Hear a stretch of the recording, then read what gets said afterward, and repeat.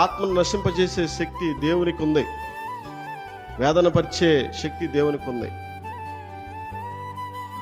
ఈ ధనవంతుడు నా ప్రాణమా తినుము త్రాగుము సుఖించుము అని తన ప్రాణంతో చెప్పుకుంటా ఉన్నాడు, తను సంపాదించుకున్నాడు.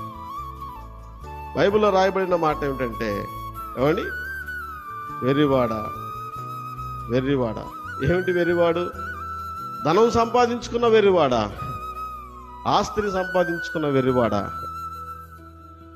ఎవరికి ఏమి ఉపకారం చేయని వెర్రివాడా? ఎవరికి సాయం చేయని వెర్రివాడా? నువ్వు సుఖించేవాడివి, నువ్వు సుఖించేవాడివి. నీ ప్రాణంతో చెప్పుకుంటా ఉన్నావు, నా ప్రాణమా తినుము తాగు సుఖించుమని.